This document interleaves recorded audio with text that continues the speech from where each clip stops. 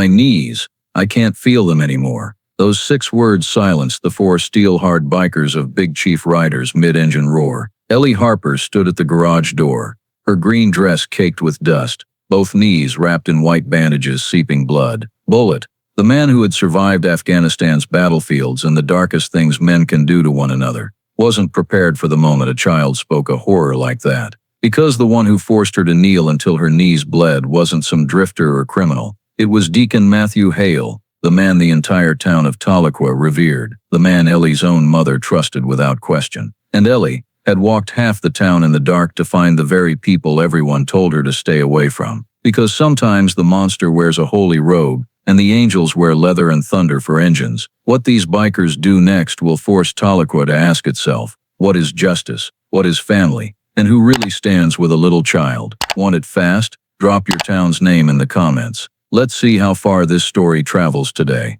Now go back to that Saturday afternoon when Ellie walked into the Big Chief Riders' garage in Tahlequah, Oklahoma, a town that always carried the kind of quiet that tricks you into thinking everything here is whole. From the tree-lined Main Street to the church bells of Victory Gate Baptist ringing every Sunday morning, this town lived slow, neat, and buried deep under a layer of conservative religion, so thick that anyone born here learned to trust adults absolutely. Whatever grown-ups said was right, whatever the pastor said was truth, and kids, no matter how much they cried, hurt, or shook, were usually told they were imagining things, making it up, or needed to pray harder. Victory Gate Baptist Church sat right at the heart of town, a tall white brick building with a gold sign everyone knew by heart. The man considered its soul was Deacon Matthew Hale, always in a crisply ironed white shirt, gentle smile, and eyes people described as seeing straight into your soul. He showed up at nearly every community event, from veterans' memorials to school fundraisers. To the people of Tahlequah,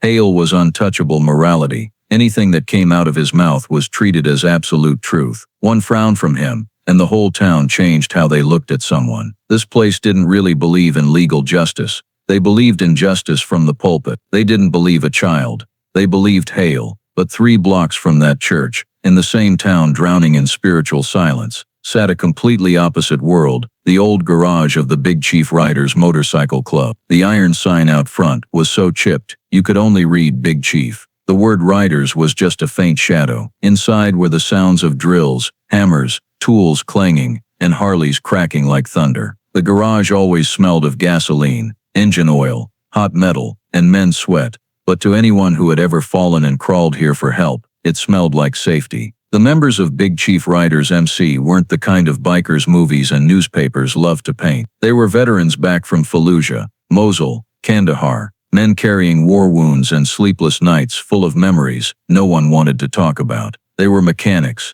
welders, long-haul truckers, and a few who'd paid for bar fights with months in county jail. But they didn't do hard drugs, they never hurt women, and they absolutely never touched kids, except to protect them. They fixed veterans' bikes for free, patched roofs for lonely widows on the outskirts, brought winter gifts to Cherokee kids, and when a tornado took a family's home, they were the first ones there with food, before the government even showed up.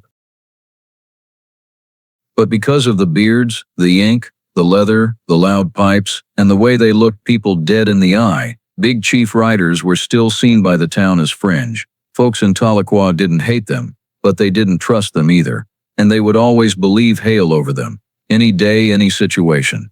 That afternoon, early summer sun poured onto the scorching concrete. The air rose thick and heavy like someone was holding back a storm. Inside the garage, Bullitt, the club president and former military police, was bent under an old road glide, hands black with grease.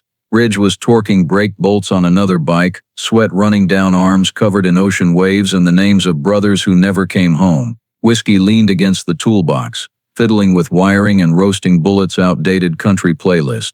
Lobo laughed so hard his cigarette nearly fell when Whiskey mimicked the cranky old DJ on the radio. The garage rang with laughter, engines, and hot wind carrying the red dirt smell of Oklahoma.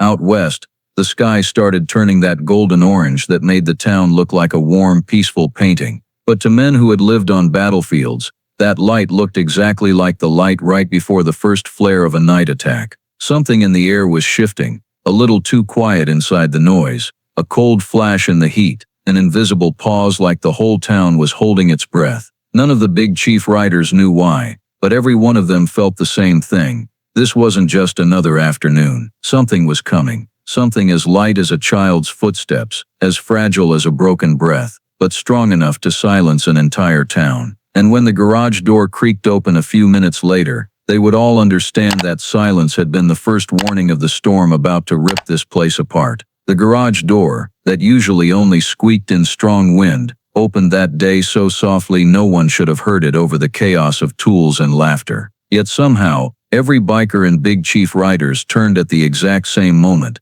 as if an invisible rope had yanked the air tight and shut them all up. Standing in the doorway, backlit by the long streak of afternoon sun, was a little girl about 7 years old, small as a shadow bending in the wind. Her green dress was filthy with dust, hair tangled, face streaked with long-dried tears no one had wiped away. But what froze the garage solid wasn't the hollow cheeks or the wide eyes of a hunted animal. It was her knees. 2 dark purple swollen patches, bruises so deep the skin shone tight, as if someone had made her kneel on concrete so long the blood couldn't even flow through anymore. Every sound, the hammers, the engines, the laughter, was sucked out of the air, replaced by a silence so thick Ridge, 4 ambushes and Hellman's survivor, felt like he was back on a battlefield instead of his own garage in Tahlequah. Bullitt, finishing the last bolt under the bike, stood slowly, careful, like he was afraid one sudden move would scare her off. Whiskey set the wire spool down without noticing his hands were shaking. Lobo froze, cigarette burned halfway down, ash about to drop into his own boot. 6 hard, tattooed men, who had seen more blood and violence than most people see in 10 lifetimes, stood like statues while a little girl's terrified, desperate eyes looked at them. Ellie, name they didn't know yet but would never forget, gripped the doorframe, chest heaving like she was trying to breathe air that wasn't there anymore. Bullitt stepped forward, voice deliberately low and warm like he once used with his own daughter. What happened, kiddo? Ellie didn't answer right away. She swallowed dry. The sound was like wind scraping over gravel. She looked down at her legs, at the silent room, then up at Bullitt's grease-streaked face. Her lip trembled, and she said, one sentence sharp enough to shred the town's fake peace. Both of my knees are bruised because he makes me kneel. He said I have to do it again tonight. Her voice wasn't loud, wasn't defiant, just a thin thread pulled too tight for too many days. But it made Whiskey's arms drop, Richard's jaw clench white, Lobo mutter a curse he'd never say in front of a kid. None of them asked who is he right away. They were afraid of the answer. Men who had huddled in bunkers under falling flares, who had heard bullets snap inches from their heads, felt their hearts skip half a beat when Ellie spoke again, voice cracking, twisting, every word a fresh scrape on her knees. Deacon Hale from our church. Richard's whole body went rigid like a cable pulled to the breaking point.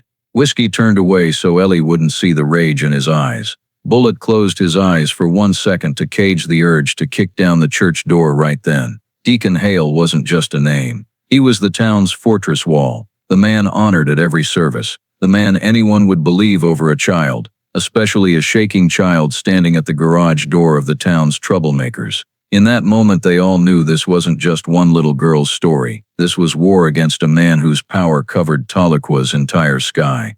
But Ridge spoke first, voice low and even like thunder holding itself back. Bullitt, we're taking her to the hospital, right now. Bullitt nodded without hesitation. No one asked questions. No one needed a vote. No one cared they were about to crash into the biggest church in town, or face the man the whole town worshipped. Sometimes in life, laws, religion, and appearances mean nothing. Only one thing matters: a child is hurting and needs saving. Bullitt held out his hand. Ellie stared at the huge hand, hesitated 1 second, then stepped forward, not because she trusted him, but because she was too exhausted to stand another minute. When Ridge lifted Ellie onto his black Harley, when Lobo wrapped his cut around her legs, when Whiskey stared toward the church through the open garage door, they all felt the same thing tightening in their chests. The second Ellie said that name, there was no turning back. And the instant Bullitt twisted the key, the Harley roar sounded like the opening thunder of a storm. No one in Tahlequah ever thought would hit them. The ride to Muskogee Hospital was only 20 minutes, but for Ellie and the bikers escorting her, it felt like a night-long journey. When Bullitt carried Ellie off the bike, her legs shook with pain, and only under the cold lights of the pediatric ER did the nurses see how bad it really was. The pediatrician, a middle-aged man with deep worry lines from too many child tragedies, said nothing for almost a full minute when he saw Ellie's knees. He lifted her leg gently, then let it go, eyes going dark. "Not an accident," he said slowly. "Couldn't be a fall. This is a classic kneeling abuse pattern. These bruises are different ages, some days old, some weeks." Whiskey swallowed hard. Ridge's knuckles went white. Lobo sucked in air like he'd been punched in the chest. The doctor pointed to the wide purple patches, repeated pressure, and pretty cruel. Ellie hung her head, lips pressed tight to keep from crying. Bullitt knelt to look her straight in the eye. "How long has this been happening?" Ellie answered softly, like wind. "He says I have to kneel when I'm wrong, because it cleans the bad out." The doctor froze. He glanced at the bikers as if to confirm he heard right. Ellie went on. "He says my knees have to hurt so God knows I'm sorry." Ridge turned away, shoulders jerking. Bullitt placed a hand on her shoulder, voice low. "Who makes you do that?" Ellie didn't look up. She just breathed. "Deacon Hale." No one needed more. The room got colder. The doctor wrote notes. A nurse rechecked Ellie's blood pressure, and while leaning close to Ridge to adjust a monitor lead, she whispered, "Everyone is afraid of him. No one dares report." Ridge whispered back, "Afraid of a deacon?" The nurse gave the tiniest nod. "He has influence. At the church in town, even here at the hospital. If you guys get involved, be careful." She walked away fast, avoiding everyone's eyes. Bullitt stepped up to the doctor. "Call CPS. This is severe abuse." The doctor exhaled long, eyes guilty. "We already did. CPS says overloaded. Earliest they can send someone is 72 hours for evaluation." Whiskey gave a bitter laugh. 72 hours? She won't survive 72 minutes with him. The doctor didn't argue. "I can keep her overnight for observation, but if the legal parent demands discharge, we can't hold her. Law needs direct criminal evidence." Ridge pointed at Ellie's knees. "And this is what art." The doctor glanced at Ellie, then said quietly, "I believe her, but belief isn't evidence in court." That sentence made the air thick. Even the hospital, the place that was supposed to be safe, couldn't keep Ellie away from Hale. When the doctor left to file the report, Ellie curled her legs up on the exam table like she could shrink the pain away. Bullitt stood beside her, fists clenched but voice gentle. "No one is going to hurt you again. No one." But Ellie didn't answer, just stared at her knees like she already knew promises couldn't save her once night came. Ridge punched the wall lightly. Whiskey muttered a curse. Lobo wiped his face with his sleeve. They understood better than anyone. The system wasn't going to save Ellie in time. If anyone was going to save her, it was them. And that meant from this moment on, everything they did would put the whole club in the eye of the storm, but not one of them flinched. Ellie needed them, and that was the only reason strong enough to make them defy everything. The exam room door flew open, and a woman rushed in, face pale, hair wild, eyes red from crying or running. Ruth Hale, Ellie's mother. "Ellie, where are you?" She nearly choked when she saw her daughter curled up on the bed. Ellie let out a tiny gasp like a child, seeing a flicker of hope, but instantly shrank back, instinctively pressing closer to Bullitt, as if he were safer than her own mother's arms. Ruth didn't notice. She dropped to her knees, grabbing Ellie's shoulders, hands shaking with fear. "What happened? Did you fall? Did someone hurt you?" Ellie opened her mouth, lips trembling, gathering the last scraps of courage. She looked at her mom, looked at her black and blue knees and whispered, "He made me kneel again. Mom, it hurts." Ruth froze, worry stopping dead in her eyes for a second. But when Ellie continued, voice breaking, "Deacon Hale, the whole room stopped breathing. But Ruth's reaction wasn't pain or rage. She shot upright like she'd been shocked. "No," her voice cut like a knife. "Ellie, you will not say blasphemous things like that." Ellie blinked, tears flooding instantly. "But Mom, be quiet," Ruth hissed through clenched teeth. "Deacon Hale is a man of God. He loves children. He helps us every day." Ridge's fists tightened in his jacket pockets. Whiskey turned to the wall to hide his fury. Bullitt stood like stone, eyes going dark. Ruth spun toward the bikers, defensive, as if they were the threat. "What did you people say to her? What lies did you put in her head?" Bullitt answered calmly. "We didn't say anything. She told us herself, and she's scared." That only made Ruth worse. "She's imagining things. She needs prayer, not a hospital." Ellie broke into sobs. desperately clutching Bullitt's cut. "Mom, please don't make me go back. Please don't let him." "Enough." Ruth yanked Ellie's arm hard. The jerk made the girl lose balance. Her bruised knees slammed into the bed rail, and Ellie screamed in pain. That scream pierced the room like a needle through skin. Bullitt reached to steady her, but Ruth glared. "Don't you touch my daughter." Ellie clung harder to his sleeve, but Ruth pulled her away so fast the little hand slipped off Bullitt's leather like a leaf torn by wind. "This is my family's business." Ruth was almost shouting. "My church's business. Deacon Hale is only teaching her right from wrong. This is a test from God." Ellie shook her head over and over, tears falling onto her swollen legs. "Mom, please. I don't want to kneel again. It hurts, please." But Ruth didn't hear or refused to hear. Her faith was so big it blinded her to her daughter's pain. She bent down and hugged Ellie, but it wasn't a protective mother's hug. It was a cage to lock the child back into what she believed was right. When Ellie was pulled to her feet, she didn't look at her mother. She looked at Bullitt, the stranger she'd known less than an hour, with the eyes of a child who just realized the world had turned its back on her in the cruelest way possible. It wasn't a plea for help anymore. It was the look of a soul breaking,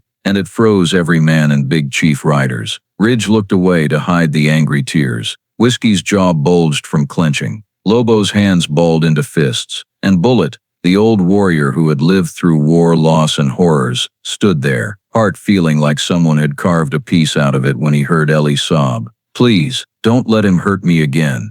Ruth dragged Ellie toward the door, trying not to meet the eyes of the bikers staring at her like they were witnessing the worst sin of their lives. "We'll pray. God will fix her," she said, as if to shield herself from the truth that had just spilled out in that room. Ellie was pulled away, little legs shaking, her quiet crying growing fainter as the door closed. And in that moment, the moment Ellie was denied by her own mother and pushed back into the hands of the man hurting her, everything the Big Chief Riders had ever held back vanished. Anger, helplessness. The exam room door hadn't even fully closed behind Ruth, dragging Ellie away when it swung open again.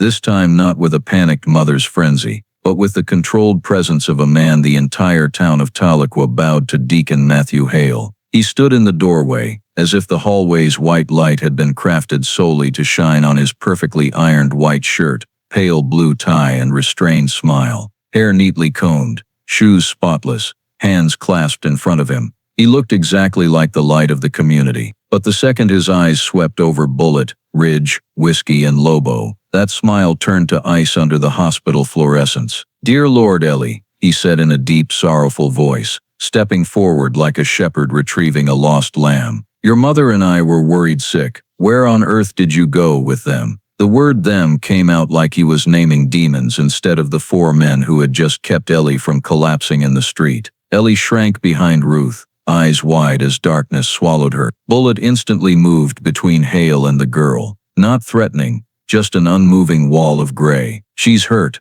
Bullitt said, voice patient but tight as wire. "Her knees." Hale raised a gentle hand, the same gesture he might use to hush a Bible study misunderstanding. "Oh, I know all about that," he said, turning soft eyes toward the nearby nurse. "Ellie can be a little willful sometimes. Her mother and I are only trying to teach her obedience. Little ones need discipline to stay away from sin. You understand, don't you?" The nurse hesitated 1 second, eyes flicking from Bullitt to Hale, and in that second the truth was already twisted into whatever people wanted to believe. Hale turned back to the bikers, smile thin as thread. "I do thank you gentlemen for bringing Ellie here, but family matters should stay in the family. This is our faith. You're not part of the Tahlequah community, and you certainly don't understand what the Lord teaches." Ridge took half a step forward, voice low and burning. "What the Lord teaches isn't making a child kneel until her knees bleed." Lobo put a hand on Ridge's shoulder to hold him back, but both men's eyes glinted like blades under moonlight. Hale didn't flinch. He turned to the doctor, tone switching to polite calm. "I am Ellie's spiritual guardian. I have legal authority to take her home, and I'm sure none of you want to break Oklahoma law." The words fell over the room like a chloroform-soaked cloth, soft enough to make no sound, strong enough to paralyze any resistance. The doctor looked at Ellie, tiny, shaking, knees purple-black. He glanced at the line of bikers whose eyes blazed like soldiers about to charge into fire. Then he sighed, a sound full of defeat. "We cannot keep her if a parent or guardian demands discharge," he said, like confessing a sin. "The law ties our hands." Hale's smile was victory. He bent down, extending a hand toward Ellie. "Come on, sweetheart. Let's go home. You still have prayers to finish." Ellie backed away, then screamed with everything left in her throat. "Don't make me kneel again. Please." The scream echoed down the hallway, froze orderlies pushing carts, startled a mother holding her baby in the next room. But it wasn't enough to crack Ruth's blind faith or Hale's steel-cold gaze. Ruth yanked Ellie close, clutching her like property. "She's having a panic attack from the devil," she said, voice shaking but firm. "Deacon Hale only wants what's best for her." Ellie sobbed, grabbing Bullitt's sleeve one last desperate time. "Please don't let him, please." But Hale ripped Ellie out of the biker's reach with strength that didn't match his gentle appearance. "That's enough," he said, voice dropping. "We don't make scenes in a place of healing." Bullitt stepped forward, but the doctor shook his head, eyes pleading. "If you touch him, you'll be arrested for assault." "I can't help then." Bullitt looked at Ellie, face soaked with tears, body trembling like a leaf in a storm. And for the first time in his life, the man who had survived war felt completely powerless. Because the law in Tahlequah was standing on the side of evil. Because the mother believed the abuser more than her own child's cries. Because they were just bikers. People the town had never considered worth trusting. Hale held Ellie, but it wasn't protective. It was ownership. "Let's go home, Ellie," he said. "The Lord is waiting." And as he walked down the hallway dragging a broken-hearted child, Ellie's eyes turned back to Bullitt, pure terror, pleading, desperate enough that she seemed to hope he would break every law and take her right there. But Bullitt stood still, not because he wanted to, because he knew one more step and the cops would be there in 2 minutes. They would lose any chance to ever save Ellie. And that was the moment Big Chief Riders understood. To save Ellie, they would have to fight not just Hale, but the entire sick system protecting him. And the real storm had only just begun. The garage was unnaturally quiet when they got back. No one spoke the whole ride from Muskogee Hospital to Tahlequah, only the heavy growl of Harleys, like hearts pounding with rage shoved down their throats. Once inside the clubhouse, the old wood-paneled room with a faded American flag on the wall, photos of fallen brothers and a ripped leather couch, Bullitt slammed the door like he was shutting out the darker world they'd just discovered. Whiskey slammed his fist on the wooden table. The laptop jumped, but he flipped it open instantly, eyes still red with fury. "I'm not accepting this," he growled. "A kid tortured and ripped out of my hands right in front of me. No fucking way we let it stand." Bullitt sat in the president's chair, hands clenched. "We have to do something, but if we storm the church right now, we're in cuffs in 5 minutes. Hale is protected. We need truth. We need state-level evidence." Whiskey was already typing, fast, sharp, like stabbing with every keystroke. He hit public databases, jumped firewalls into semi-public Arkansas records, then Missouri. The blue screen light washed over every face, turning the room into a cold, terrifying silence. Then Whiskey stopped. His lips curved into a grim smile. "Got him," he said quietly, voice like steel sliding from a sheath. He spun the laptop around. On screen, an old Benton County, Arkansas report. Allegations of religious corporal punishment involving minors, dismissed due to lack of evidence. Ridge leaned in. Name? Whiskey zoomed in. Matthew Hale. The room went dead quiet. Not the silence of defeat, but the silence of a blade finding the enemy's throat. Whiskey scrolled further. "Not just one case," he said. 2 kids in Arkansas accused him of forced kneeling, confinement, soul cleansing with violence. Church vouched for him. Records sealed. Kids shipped to another state. No follow-up. Ridge punched the table leg so hard the whole thing shook. 2 other kids, and now Ellie. He turned to Bullitt, eyes burning with a rage war itself couldn't kill. "If we don't stop this, she won't survive him." Lobo, usually the quietest, nodded, lips trembling slightly. "She wasn't screaming because she's bad. She was screaming because it hurts. Because she's terrified. I've never seen a kid look like that, like half her soul is already dead." Whiskey spun the laptop back, pulled up pastor and church personnel databases from Arkansas and Missouri. Hale transferred 3 times in 7 years, all for pastoral reasons, not one official complaint. He looked up. That's how the religious system hides monsters. Bullitt stood slowly. He looked at every man in the room, the bikers the town called trash. Yet in them he saw the one thing Tahlequah lacked, unconditional loyalty. "No one else is going to save her," Bullitt said. Cops side with Hale. The church protects him. The hospital fears him. Her own mother believes him over Ellie. It's only us. Whiskey snapped the laptop shut, sharp as a verdict. Then we do it. Ridge stood, voice low like an engine turning over. We get her out of his hands, even if we have to tear down the church doors. Even if we go to prison. I don't care. Lobo exhaled once, eyes hard as forged steel. My family was crushed by people with power once. I know that feeling. I'm not letting her suffer one more minute. Bullitt stepped into the center, fist on the table like an oath. The second Ellie walked through our garage door, she became one of us, a kid with no one to protect her, except us, and we will protect her to the end. Whiskey lit a cigarette, took one deep drag, then crushed it out like even the smoke was too much right now. So what's the plan? Bullitt looked at them. Brothers he knew would never back down. We watch, we record everything. We collect proof of what Hale does to Ellie. Every day, every night, everywhere she goes. Then we take it to the state. Federal if we have to. Real evidence. Real law. Not the law of men in holy robes. Ridge nodded. Whiskey nodded. Lobo nodded. No loud vow. Just the silent roar of 100 iron horses firing up at once. Big chief riders would protect Ellie Harper at any cost. That night, just past 10 p.m., while Tahlequah sank into its usual fake Sunday night peace after evening service, Big Chief riders stood scattered along the little street that led to Victory Gate Baptist, like shadows no one wanted to look at directly. No engines running, no cuts on, no attention drawn, just silent in the darkness while the church glowed with warm golden light that made every sin look washed clean. The church sat between two rows of ancient oaks, its steeple so tall its shadow stretched across the parking lot, reminding anyone who came near that its power didn't stop at the doors. Whiskey held a tiny action cam rigged for covert recording. Ridge stood pressed against a streetlight pole not far from the side door, body coiled like a spring. Bullitt, the coolest head, watched every direction like he was leading a recon team instead of standing outside a house of worship. When a light inside flickered, someone opening an interior door, they all held their breath. Then a tall, thin figure appeared. The walk was unmistakable. Ridge and Lobo both clenched fists. Deacon Hale. He held the wrist of a tiny shape beside him.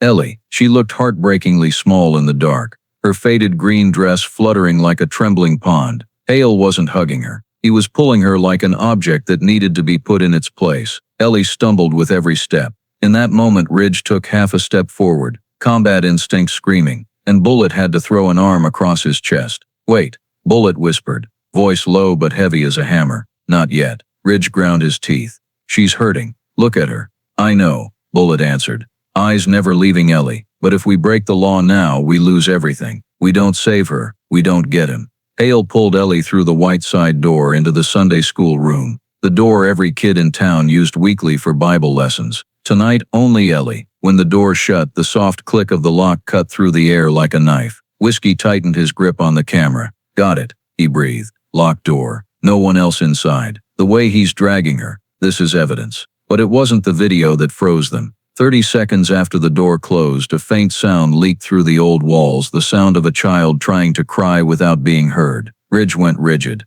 Jesus. Lobo took a step back like he'd been punched. Ellie was crying, but not loud, not dramatic. The choked kind of crying anyone who's survived pain recognizes. The pain of someone who no longer has the right to cry out loud. Whiskey raised the camera, hand trembling slightly but lens steady on the door. Hale said something inside. They couldn't make out words, just the low, even cadence of the gentle pastor voice they'd heard in sermons. Then Ellie's voice broke through. Tiny, meant only for the room but big enough to pierce walls and hearts. No, please, it hurts. Ridge growled in his throat, a caged animal. He lifted a boot to charge. Whiskey dropped the camera and grabbed his shoulders. Lobo wrapped arms around him from the other side. Bullitt stepped in front of Ridge, eyes blood red but voice calm. Ridge, listen to me. She's crying, Bullitt. He's hurting her right now. If we go in now, we're arrested. She goes right back to him. He'll punish her worse for causing trouble. And I swear to you, Ridge, she won't survive the night.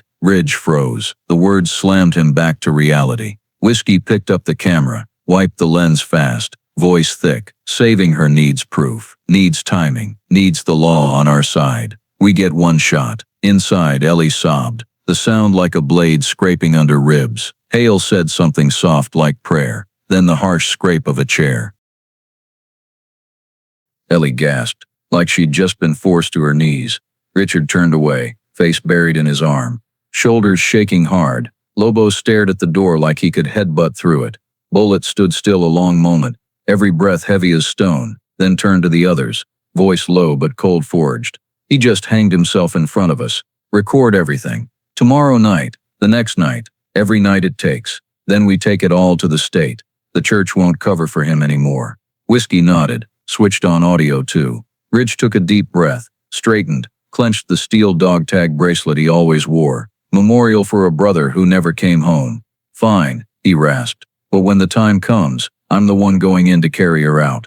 Bullitt just nodded, because he knew when that time came, this Sunday school door wouldn't stay standing. Sunday morning, the bells of Victory Gate Baptist rang long and heavy like war drums, and the people of Tahlequah lined up from the parking lot for the revival service Deacon Hale had advertised all week. The whole town packed into the golden-lit sanctuary, polished wood pews in perfect rows, old Bibles waiting on every seat, like reminders of the purity Hale always preached. Big chief riders were not allowed inside. They knew that. They stood outside in the shadows of the oaks, exiles from the artificial light within, and through the hymns, they watched Hale step up to the wooden pulpit, posture straight and elegant, as if nothing had happened last night. Then he smiled, the smile that made Ridge want to put a fist through the window. Brothers and sisters, Hale said, hand over his heart in false humility. Today we have a child who needs our prayers more than ever. A young soul touched by darkness. Scattered amens grew stronger. Then Hale signaled.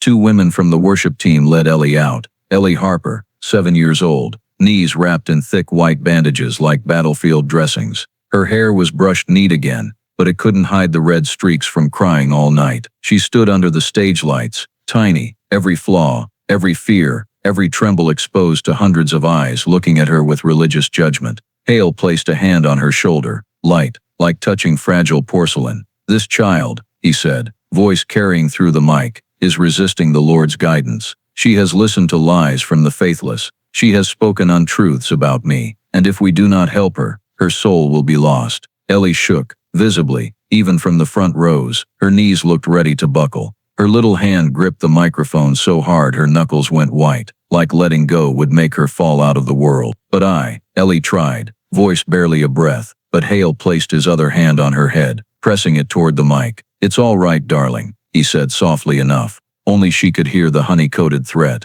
Let the Lord speak for you. Ellie froze. The bikers watching through the window felt like they were witnessing a slow public execution of a child. The town had already condemned. A woman in the front row whispered, "She's demon-possessed." An older man nodded. Deacon Hale is saving her. No one asked about the thick bandages on her knees. No one asked why a child stood on the altar Sunday morning, with eyes swollen from crying all night. No one asked why her mother sat silent, hands clasped like she was the victim instead of her daughter. And the people of Tahlequah, instead of doubting, bowed their heads and prayed together. The sanctuary filled with murmurs. Lord, cleanse her. Lord, guide her. Lord, discipline her. Like they were all swinging the hammer a little harder into the child's soul. Out in the yard, Ridge was so tense, Whiskey had to hold him with both arms. "I'll kill him," Ridge whispered, breath hot as furnace steam. "We can't stand here while they parade her like this." "Not yet," Bullitt answered, voice deep and underground low. "We still need proof. One wrong move and she's back in his hands tonight. And she'll kneel until she can't stand again."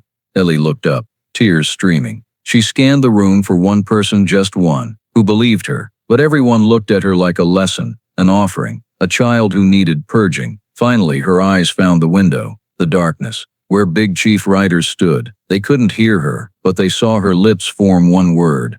"Help." Whiskey turned away, shoulders shaking. Lobo's fists bled where his nails dug in. Ridge stared at Ellie without blinking, like if he blinked she would disappear from the world. Hale raised the microphone and declared, "Today we pray this child is cleansed, that she no longer listens to those outside the faith." The 4 bikers outside stood silent as stone. Every word he spoke drove the knife deeper into the wound, already cracking inside Ellie. And in that moment, under the revival lights, Ellie Harper, a little girl with knees wrapped in white bandages, was publicly humiliated in front of the entire town. No one stood with her. No one asked for the truth. No one heard the choked breaths. Only those standing in the dark could hear. Big Chief Riders stood there, powerless, but unbroken. They stood there a few more minutes, watching Ellie's tiny figure being pulled across the parking lot by her mother, disappearing behind Hale like a small shadow locked in invisible chains. No one spoke, but the silence was so heavy you could feel it squeezing everyone's chest just by standing near it.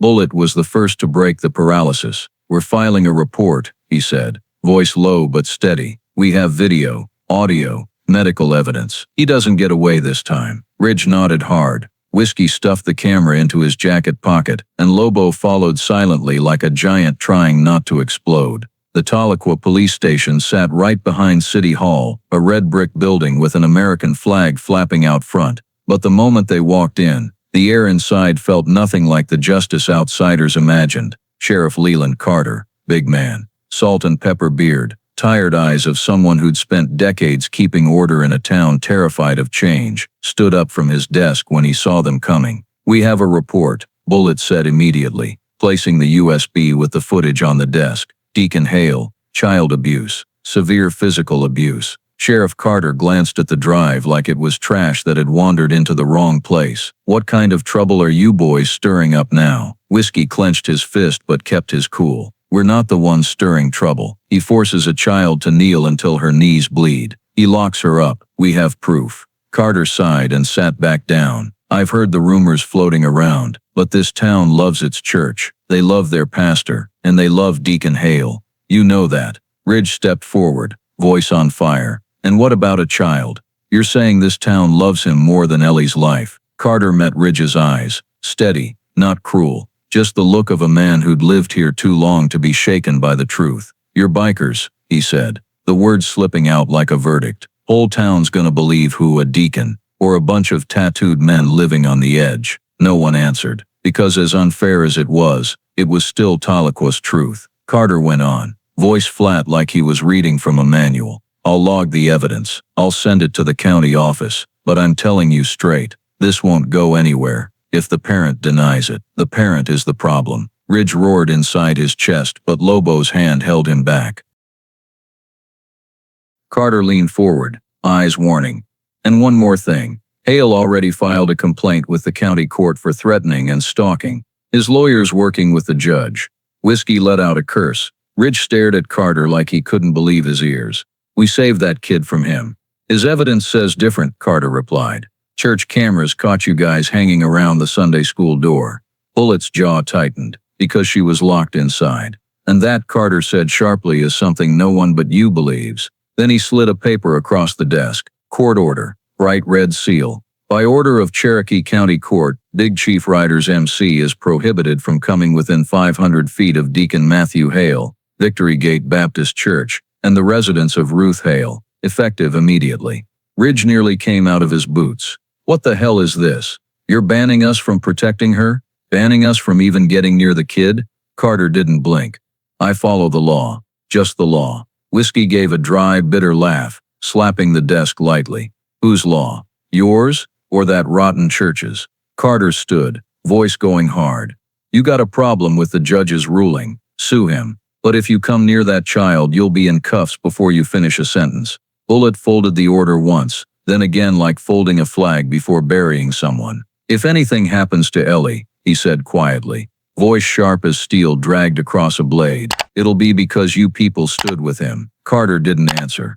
He just sat back down, head dropping into his files like the conversation had ended before it began. When Big Chief Riders walked out of the station, the hot wind off Main Street hit their faces like a reminder that this town had never been theirs. A local news truck rolled past, reporter leaning out the window staring at them like zoo animals. That night, the 8 o'clock news on Tahlequah Channel 6 opened with a group of bikers who disrupted this morning's revival service is under investigation for threatening church leadership. Footage of them standing outside the church played, cut perfectly to the moment Ridge clenched his fist and Whiskey filmed. The anchor spoke in fake neutral tone.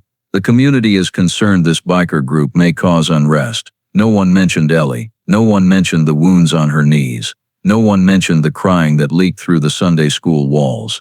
That night, while Tahlequah sank into the thick silence of small towns, quiet enough to hear insects chewing the dark. Big Chief riders sat scattered around the clubhouse like shadows strangled by helplessness. Bullitt sat in the old leather chair with the crumpled 500-foot order in his fist.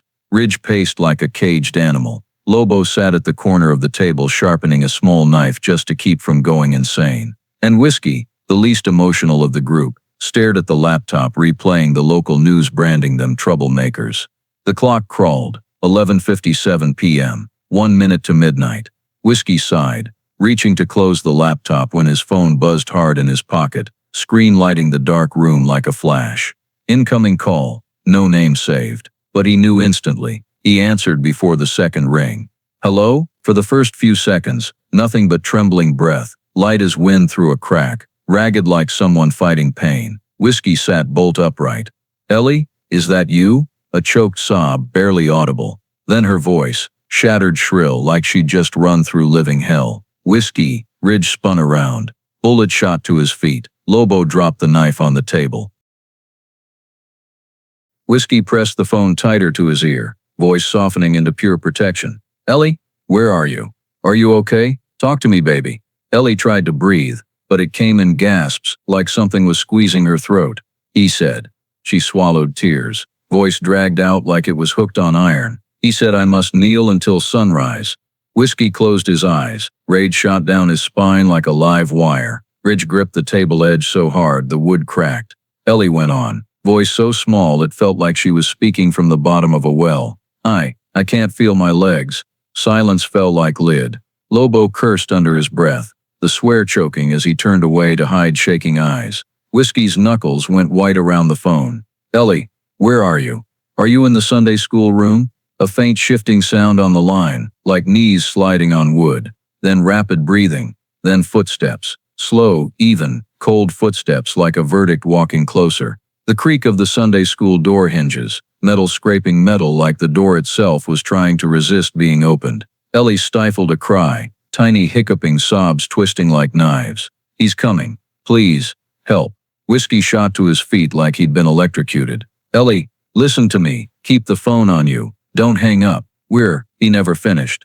A sharp breath on the line, then the sound of something being ripped from Ellie's hand, a small thud, then silence. Terrifying silence. Ellie, Whiskey nearly screamed into the phone. No answer, just a faint dragging sound, soft, steady, like fabric on the floor. Then one tiny no, please, so faint it could have been the wind. Then the line went dead. Whiskey stood frozen in the middle of the room like his soul had just been torn in half. The phone slipped from his hand, cracked against the tile with a dry crack. Ridge exploded first. I'm gonna kill him, he roared, flipping the table, chairs flying into the corner. I can't take this anymore. Lobo had to hold him back, but his own hands shook like he wanted to crush everything in reach. Bullitt stood still, eyes fixed on nothing, fists clenched so tight the veins stood like cables. He spoke softly, but his voice was heavy as stone hammers. If we wait until morning, she won't survive. No one argued. No one breathed loud. No one gave a damn about the 500-foot order, the cops or the law anymore. Men who had lived through combat knew exactly what they'd just heard on that phone.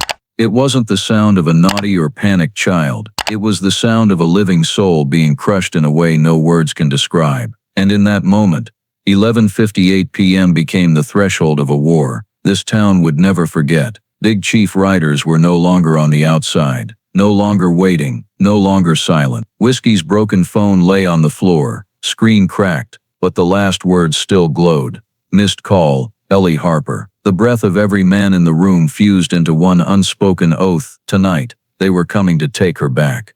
Bullitt didn't wait for the rage to cool. The second Whiskey picked up the shattered phone, and Ridge growled like a beast about to tear the cage apart. Bullitt spoke one sentence, short, blunt, heavy as metal hitting concrete.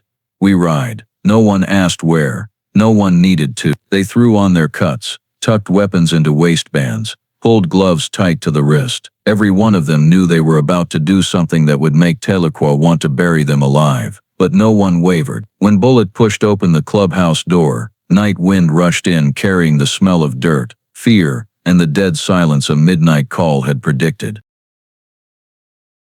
4 Harleys fired up at once, Engines ripping through the town's quiet like thunder, tearing open the sky of men with nothing left to lose. They didn't take back roads. They didn't sneak. They roared straight to Victory Gate Baptist, the place where, if angels were real, they wouldn't dare show up tonight. The church was dark, except for the faint golden light leaking from the Sunday school window. That light, small, calm, wasn't God's light to Big Chief riders. It was hell's. Side door, Whiskey whispered when they stopped. Simple deadbolt, 10 seconds. I'll do it in one, Ridge said. And before Whiskey could argue, he was already there, wrenching the metal handle. The door exploded open with a sharp crack like someone's bones snapping under a boot. They didn't speak. They didn't rush. But every movement carried days of bottled rage. Hallway pitch black, only light from the far end. And then sound, sobbing, gasping, someone begging in pure desperation. Please. It hurts. Ridge almost charged, but Bullitt grabbed his collar and yanked him back. Formation, he said. Though his own voice shook, they moved toward the Sunday school door. Not soldiers' steps. Not the steps of bikers the town called trash. The steps of fathers, brothers, men who had lost too much to stand by while a child was tortured. When Bullitt kicked the door open, light flooded out, and in the middle of the room, Ellie collapsed on the wooden floor, fresh blood soaking through the white bandages on both knees, hair plastered to her forehead with sweat, lips cracked, face so pale it looked drained of blood. Ellie opened her eyes when the door burst in, but she couldn't stand. Her whole body shook like a leaf blown to the edge of oblivion. No, I can't, she whispered, no longer able to tell pain from terror. Ridge let out an angry groan and dropped to his knees, scooping her up instantly. Ellie, look at me. We're getting you out, right now. You never have to kneel again. Ellie sobbed, sound barely escaping her throat. But when she reached up and clutched Ridge's cut, clutched life itself, the whole room knew they had made it in time. And right then footsteps sounded behind them. Slow, calm, the footsteps of a man who believed he had the right to do anything. Hale appeared in the doorway. The light behind him cast his shadow over the entire room like spreading ink. You, he whispered, voice no longer sweet, no longer gentle, broken open into the sound of a beast, finally unmasked. You don't belong here. This is the house of God. You are. Shut your mouth. Ridge's shout cracked like lightning in the small room. Hale took half a step back, but only for a second. Then he smiled.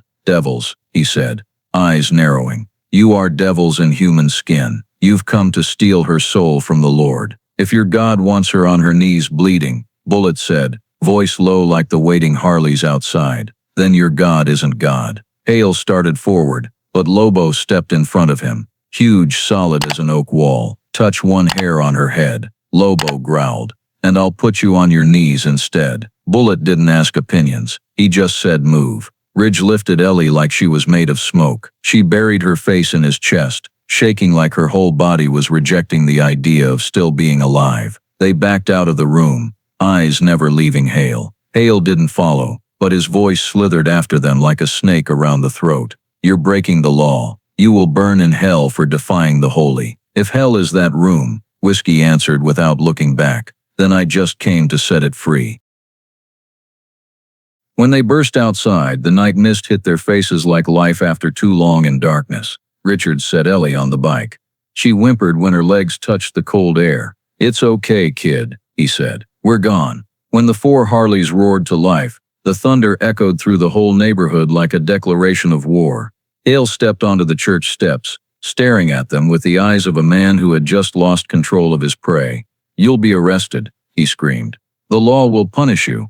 Bullitt turned back only once. No, he said. The law's asleep, but we're not.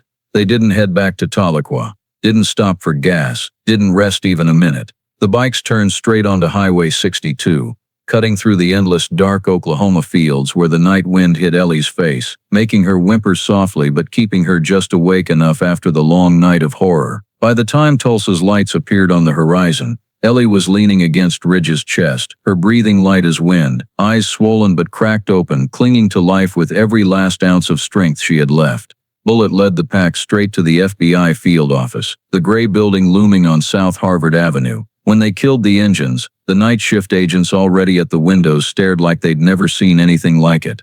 4 leather-clad, road-dusty bikers carrying a badly injured child. A young agent stepped out first, hand instinctively on his holster. "What do you need?" "Not need," Bullitt answered, voice low and urgent. "Emergency. A child being tortured.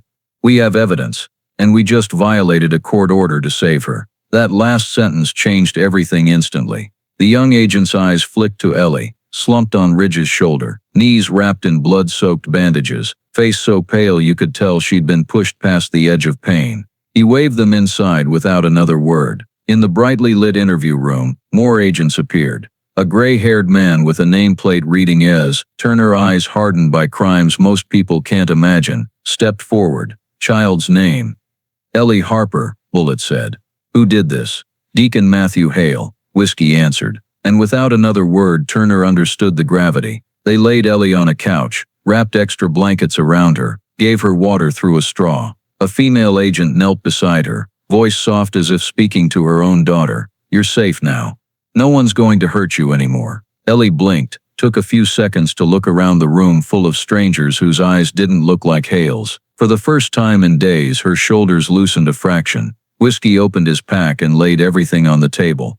Video of Hale dragging Ellie into the Sunday school room, audio of her crying through the walls, photos of knees bleeding through bandages, the midnight phone call recording, Muskogee hospital records, and the 500-foot restraining order. Turner went through each file like a doctor, reading a dying patient's chart. When the recording of Ellie begging reached her tiny, "It hurts," his hand froze on the table, fingers curling as he fought the rage. "How long has this been going on?" "Weeks, from the wound patterns," Whiskey said.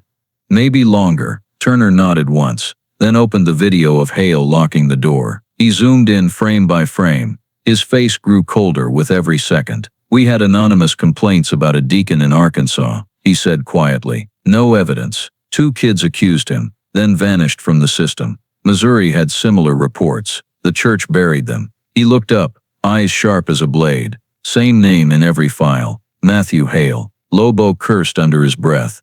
Ridge stood like stone, eyes blood red. "We suspected a pattern of religiously justified abuse shielded by the community," Turner continued. "But we never had a victim willing to talk, until now." He turned to Ellie. "Can you talk a little, Ellie? Doesn't have to be much. A nod or a shake is fine." Ellie clutched Ridge's wrist like letting go would drop her back into darkness. Ridge gave her the smallest nod, the kind of gentle only men who've lost everything can give. Ellie drew a tiny breath and nodded. Turner knelt to her eye level. "Did Deacon Hale make you kneel?" Ellie nodded. "How long?" She tried to speak, couldn't. She pointed at the ceiling light, then at the window, from dark to light. Turner's jaw clenched. "All night until morning?" Ellie nodded. "Did he lock the door?" Nod. "Did he hit you?" A few seconds of silence, then another tiny trembling nod that told everyone she was fighting memories that still hurt. Turner stood and turned to a female agent. "Contact DHS and the U.S. Attorney now. Get an emergency custody order, and get a medic in here for those knees." Then to the whole room. "This child is not going back to that town, not under anyone's custody." Bullitt's shoulders dropped like he'd just heard the prayer he'd been screaming all night. Whiskey leaned on the table with both hands, exhaling weeks of rage. Ridge sat beside her, hand on her back, silent promise. Lobo stood by the door, ready to block anyone who tried to enter. Turner looked at the bikers, his face shifting from stern to genuine respect. "You saved her," he said flatly. "And because of you, we finally have the last piece to open this case." "The last piece?" Whiskey asked. Turner nodded. "Ellie's testimony. We've been waiting 3 years for a live witness." Ellie leaned against Ridge, eyelids growing heavy, but this time not from fear, because for the first time someone believed her. The formal interview started at dawn, while Tulsa was still dark. The neon lights of the interrogation room reflected off the metal table, making everything look cold as an operating room. Ridge sat right beside Ellie, so she wouldn't panic. Bullitt leaned against the wall, arms crossed, eyes steady but holding back like one hard breath could shatter the moment. The female agent Turner assigned, Special Agent Harper, sat across from Ellie, voice soft as morning mist. "Ellie, you don't have to be afraid anymore. No one here will hurt you. Just tell the truth. We'll take care of the rest." Ellie gripped Ridge's hand, her tiny fingers like bird claws in his huge palm, but she sat up straight and tried to steady her breathing. When Harper handed her a bottle of water and asked, "Ready?" Ellie nodded, small, heartbreakingly determined. Harper started the recorder. "Tell me," she said. "When did it start?" Ellie squeezed Ridge's hand. Her lips moved several seconds before sound came, voice hoarse and thin like a string about to snap. "He made me kneel." Harper leaned in gently. "Tell me when you had to kneel." Ellie's breath hitched, voice shaking like she was standing outside that Sunday school door again last night. "Every night after Mom fell asleep, or when she wasn't looking, he'd call me in. He'd make me kneel on the wood floor, and I wasn't allowed to get up until he said." Harper asked softly, "How long?" Ellie looked at the ceiling like she was counting every night she'd lived through hell, then pointed at the light, then at the dark table. Harper understood instantly. "From night until morning?" Ellie nodded. "If I sat down," she whispered, "he'd hit my legs. He said it was a sin against God." A shiver ran through the room so strong even the agent outside the door turned. Harper kept her voice steady. "Ellie, were you allowed to leave the room?" She shook her head. "He locked the door. They banged on it. But he said my voice was the devil's." Whiskey behind the observation glass punched the wall. Bullitt didn't turn, but his voice was steel. "Hold it together," Harper continued. "Did you get water? Food?" Ellie shook her head, eyes glazing over as memories crashed in like waves. "No. He said I had to cleanse my sins." Harper placed her hand near Ellie, not touching, just there. "And, did he ever cover your mouth?" Ellie had to close her eyes, then open them again like she was forcing herself to face the nightmare. "He put the Bible over my mouth and said if I cried anymore, if I ever told, I'd go to hell." Ridge hissed through his teeth. Quiet. But Harper heard. Harper leaned closer, voice almost breaking.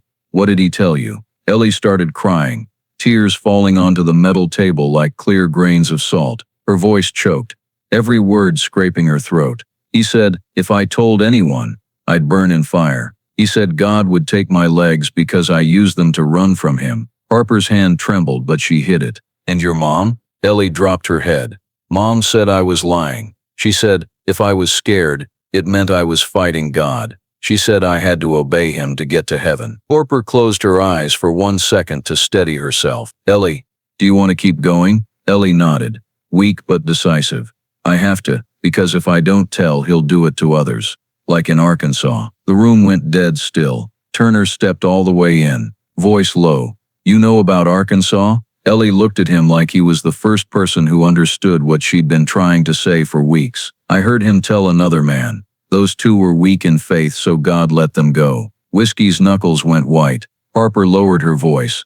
"Ellie, do you know what happened to those two kids?" Ellie shook her head. Just. "I heard their names, and I was scared. Scared I'd end up like them." Turner immediately turned to another agent. "Pull records on the two minors from Arkansas. Verify identities." Then he looked at Ellie, and his voice wasn't an agent's anymore. It was a father's. "You're incredibly brave for speaking up. Not many kids could." Ellie hiccuped. "I don't want to die," she said, voice like torn cloth. "I don't want to kneel anymore." Ridge placed his hand on her back. "You'll never kneel again, Ellie. We're here. We're not going anywhere." Turner straightened, eyes sharp, commander mode back on. "We're getting the arrest warrant now. Video, audio, medical, everything. Hale will be a wanted man statewide within the hour." An agent left the room like he was launching a raid. Harper knelt, wiped Ellie's tears with a tissue.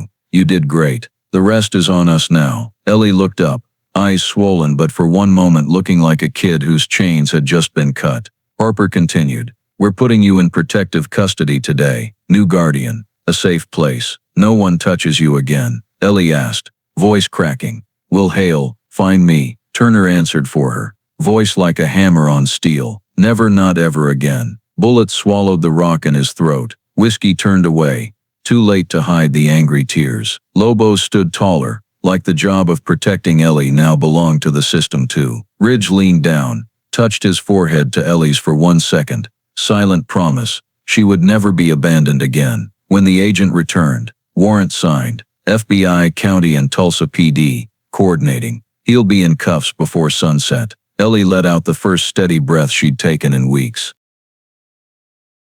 And in that white-lit room, among heavy evidence, among men once branded troublemakers, beside a fragile but impossibly brave little girl, The truth finally broke free. Ellie Harper no longer had to fight alone.